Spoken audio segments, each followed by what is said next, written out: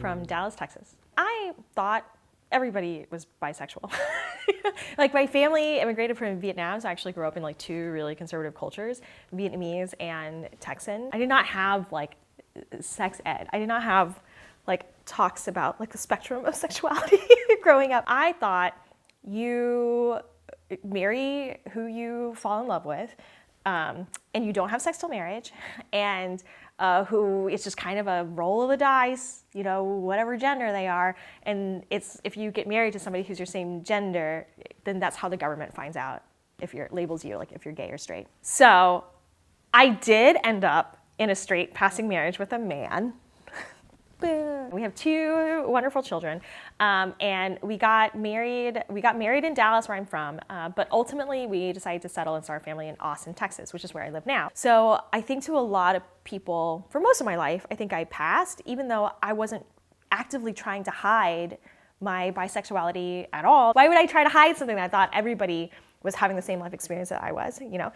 I would hide if I was having a relationship with a woman, you know, in a very like, don't kiss and tell Southern gentleman kind of way. People absolutely, at minimum, clock me as an ally. Like people were not gonna sit around saying homophobic shit to me like they thought that I would be okay with it, you know. Years ago, I've been in Austin for a couple of years, so it's probably like, I don't know, 8, 9, 10 years ago.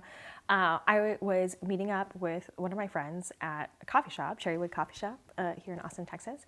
They have a like patio, so we were just like chilling outside. It's not weird for me to talk about, you know, LGBTQ issues or politics or anything like that. So something I guess came up, and I said something to the effect of, but like, isn't everybody bi? And my friend got really offended. And basically what they explained to me was by being like everybody's bi, I was committing bi-erasure. You know, I don't remember if we hung out a lot after that for the rest of the afternoon, but like even if we did, it was clearly like they were not like there, you know. They were really offended. They were really hurt by that. Later, you know, after we all had some time to process, she took the time to send me a bunch of articles on issues specific to the bi community and why bi-erasure is harmful and why they need to be visible so these specific issues can be addressed by the political coalition of LGBTQIA folks, you know. For example, people who are bisexual experience a disproportionate amount of mental illness. There actually is a big homelessness problem among teenage and young bisexual people.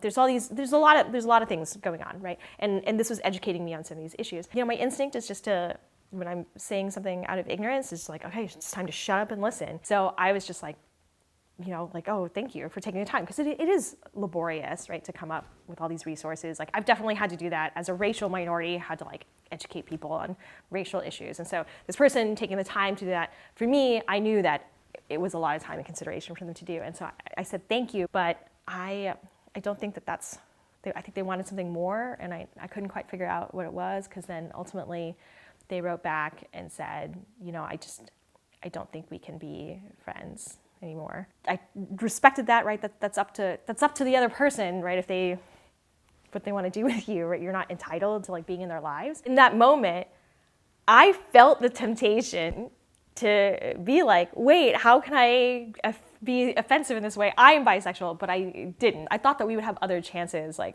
to continue communicating. But, you know, these articles gave me, they gave me a lot of information. I was much more aware of the issues. Eventually, I ended up at a civil rights nonprofit. There, I was working with some of the most fierce, clever, LGBTQ rights young activists like Gen Z or like really, you know, super young millennials. And these young people clock you a mile away. They were like very much calling me in to be like, yeah, bi-erasure is a critique, one of many critiques they had of my generation's, you know, approach to LGBTQ rights. And I'm like, okay, so what can I do, right? Like I'll take in orders, whatever you tell me to do, I'll do, right? Because I'm not a leader, you guys are leaders now.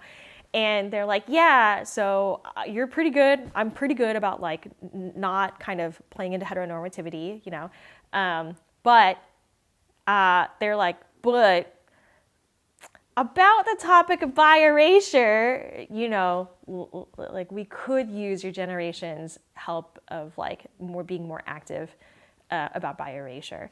And I was like, okay, I think I got what you're saying now. And it was then, because I had the awareness, I was ready for these calls to action. I immediately began being very explicit about my bisexuality. At a lot of workplaces, there are these affinity groups. Like, I've been in places where there's like a minority affinity group, you know, or Asian American Pacific Islander. Here, there was an LGBTQIA affinity group, and it was mostly a Slack channel, an informally organized Slack channel. And people could request to be on it. But I was not asked whether or not, I was just added. One time, my boss, right, my like the person above me, said something about how like, oh, Ivy's like the only straight person on our team. And all the young people like laughed. And they were like, Ivy's not straight. They're like, oh, were we not supposed to know that? Like, after that, I got much more explicit. You know, being a bi Asian mom is in even my Instagram bio. It's in all my bios. I host the only queer comedy open mic in Austin. You know, I go on this, like, I have had a lot of really hard conversations with people my age and older. Also, I cut my, you know, I got that undercut because I'm like, if I can't pass as straight even when I need to anymore, then what's the point of not having my hair exactly the way I want it, you know? So now I'm just like flaming bisexual. If you have straight passing privilege, if you have literally any privilege, it is time to use it.